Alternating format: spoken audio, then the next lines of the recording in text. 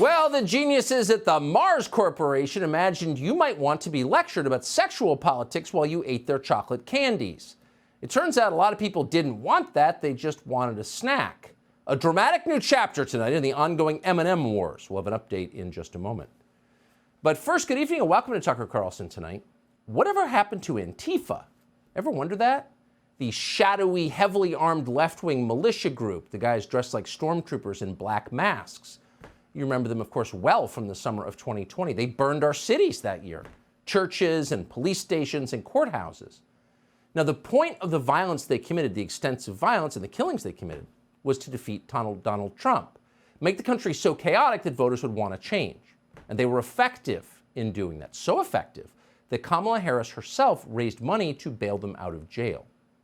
In the end, Antifa played a pivotal role in our presidential election that year, more so than any other organized bloc of voters. Then, the moment Joe Biden was inaugurated, Antifa seemed to disappear. Nobody asked any questions about where they went, much less about who they were or who was paying them. They'd served their purpose and then they left. So in retrospect, it's very clear who Antifa was and is. Antifa is the armed instrument of the permanent Democratic establishment in Washington. Their job is to mobilize when politically necessary. Now, this is a new thing in the United States, but political militia are a common feature in third world politics. They're a staple in Haiti. In our country, however, only one party has them, the Democratic Party. They're the only ones with armed militia in the street. So with that in mind, it's interesting to note that Antifa is back in force. And that's probably not a very good sign for Joe Biden. If nothing else, Antifa has a solid track record of getting rid of sitting presidents. Here's a report from Fox 5 in Atlanta over the weekend. Police arrested 6 people in the violent protest that left several buildings damaged and a police car destroyed after it was set on fire.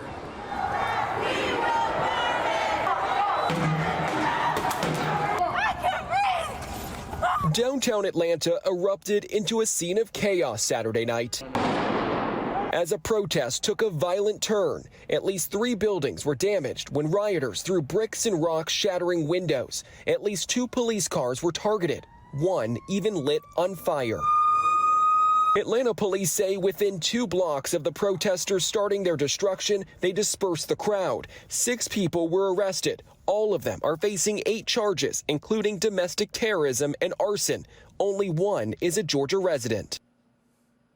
Unleash the wackos! Somebody has unleashed the wackos. There's always a pretext for this. There's always a story they tell you to pretend it's spontaneous. It just happened. They just got so mad that they flew in from all over the country to stage a riot. Now, the story behind this riot, the one you're seeing on TV, is that a guy called Tortuguita, apparently an Antifa environmentalist, a person who uses they, it as pronouns, decided to shoot a state trooper in Georgia, and then the cops shot back and killed it in response. So that's the story they're telling to explain the riots. It doesn't make a lot of sense, actually, but everyone in the media is running with this, CNN included and especially. CNN, in fact, turned to a freelance reporter called David Peisner to explain exactly what happened this weekend in Atlanta. Watch this. There's a real blurring of the lines in the use of the word violence. Is property destruction violence? To some people, it certainly is. But this idea that breaking windows or other acts of property destruction are the same as actual violence against humans it's kind of a dangerous and slippery concept. You keep using these words, violent, and it gives the impression, the only violence or the only acts of violence against people that I saw were actually police tackling protesters. Why does every neoliberal talk like a sociology professor at a community college? You ever notice that? So that's David Peisner, identified by CNN as a freelance journalist, explaining that actually it's not really violence because it's against property. So when they burn your house down, it's not violence. It's not violence. It's always the same script. Remember when Ali Velshi stood in front of a burning police station in Minneapolis and told you the protests were, quote, not generally speaking unruly, except for, of course, the torch police station right behind us. Or when CNN told us the riots in Kenosha were fiery but mostly peaceful. Meanwhile, people were being killed. They're still saying it, but this time they're even lazier and more corrupt. That freelance reporter, David Peisner, you just saw on CNN, is not actually a reporter. He's a professional Antifa apologist. He is a fellow traveler for Antifa, and we're not just guessing at that.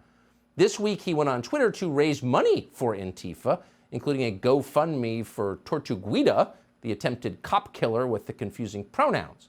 That's the guy CNN is calling a reporter, freelance reporter. So the question is not, is CNN dishonest? Oh, they'll say anything. The question is why this particular brand of dishonesty.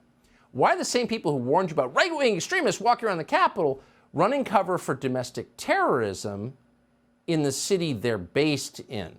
Keep in mind, this is CNN saying this, and it was CNN whose headquarters, its world headquarters, CNN Center in Atlanta, was destroyed by Antifa in May of 2020 after St. George Floyd died. Remember that? In case you don't, here's the tape.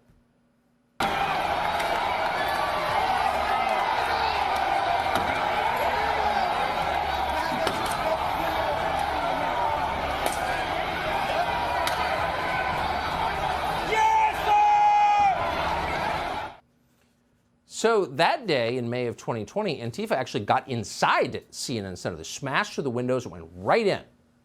So if you're CNN, you'd say, well, look, we're going to have to put Antifa on the do not promote list.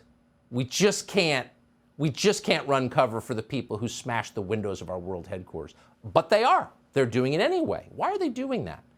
Because CNN is not actually on the left. They have no ideology or beliefs. CNN is above all and always foursquare on the side of the people in charge. Always. That's who they run cover for. So they're not actually defending Antifa, they're defending the people who benefit from Antifa. And that's the Democratic Party. And in case you doubt the connection, consider Representative Catherine Clark of Massachusetts, she, her. Catherine Clark is one of the most senior Democrats in the House of Representatives. In fact, she's the minority whip. She's the one who was so worried about climate change. Remember, she told you that her kids were having nightmares about it? Didn't stop her from buying $1 million oceanfront home, but whatever. So Catherine Clark's own son, Jared Dowell, was rioting along with Antifa in Boston on Saturday night. He was vandalizing a monument on Boston Common when police tried to arrest him. Jared Dowell and other protesters then assaulted the police, causing the specific officer to bleed from the nose and mouth. Oh, that was her son. So Catherine Clark was forced to issue a statement about this, of course. By the way, stop talking about her personal life. If you knew what the personal lives of the people who run the Democratic Party are actually like, you would understand their politics much better. So Catherine Clark issues a statement and refers to her son as her, quote, daughter, of course, and wrote that, quote, this is a very difficult time in the cycle of joy and pain in parenting. It's just, part of the cycle where your adult son pretends to be a woman and attacks police officers. Totally normal. It's just part of the cycle of parenting. Yeah. Again, if you knew the details of their personal lives, you would understand their politics. This is the party of weak men and unhappy women. But what you have in effect here is the official endorsement of domestic terrorism from the highest level of the Democratic Party. And why wouldn't you? Again, this is their militia. These are their state-sanctioned shock troops, and they are effectively immune from criticism. So you go to jail for owning a 10-round magazine, but they get to do whatever they want. Merrick Garland and Christopher Wray, who runs the FBI, are making certain that every last January 6th defendant spends years in jail. Their lives are destroyed, on the no-fly list. And yet Antifa terrorists get released almost as soon as they're arrested. This weekend in Atlanta, the police arrested the 22-year-old son of a surgeon in Kennebunkport, Maine, called Francis Carroll. Now, in case you're wondering who these people are, well, they come from the key Democratic demographic, which of course is not people of color, working people. That's nonsense. The key Democratic demographic is upscale professionals and their lunatic children. So this kid grew up in a $2 million mansion, pictures of him on his father's yacht. He was arrested on domestic terrorism charges a month ago in Atlanta. He assaulted police officers and terrorized residents. Is he still there? No! He got out of jail immediately. So then apparently he went again to an Antifa riot. This weekend in Atlanta, police say Carroll went out and committed some more domestic terrorism, including arson. So why does this kid, the rich kid, get off when the people who showed up at the Capitol, consistent with their constitutional rights to complain about what really did seem like fraud in the 2020 election, they went to jail? Well, have you ever checked the percentage of January 6th defendants who've experienced a personal bankruptcy? Much higher than average. These were actual working class people, deeply frustrated, completely out of options, and unheard by everyone in Washington. It's not an excuse for the vandalism some of them committed, but it tells you it's a very different group of people. They didn't go to Middlebury or some other liberal arts madrasa. They're actual working people. But they're in jail, and the rich kids are out. Is anyone going to ask Merrick Garland to explain that? Is anyone going to ask what Antifa is? Who leads this group? How many more riots do they have to lead before the New York Times gets interested and does a 5-part series on what is this? Who are these people? Who pays for this? Where do they stay at night? What's their background? Give us some news on Antifa. They're the biggest armed militia in the United States, and we know nothing about them. Why? Because they're aligned with the Democratic Party. But they're telling you the real threat is rural voters with AR-15s, assault weapons. You must disarm Republican voters. No thanks. Disarm? Why don't you go ahead and disband Antifa? Go full RICO on them. Let's find out who their leaders are. Let's see them in jail. Then maybe you can tackle street crime and then pay a little bit of attention to the drug cartels that control the southwestern United States. And then maybe at that point, you will convince some people to register their AR-15s. But until you do that, up yours.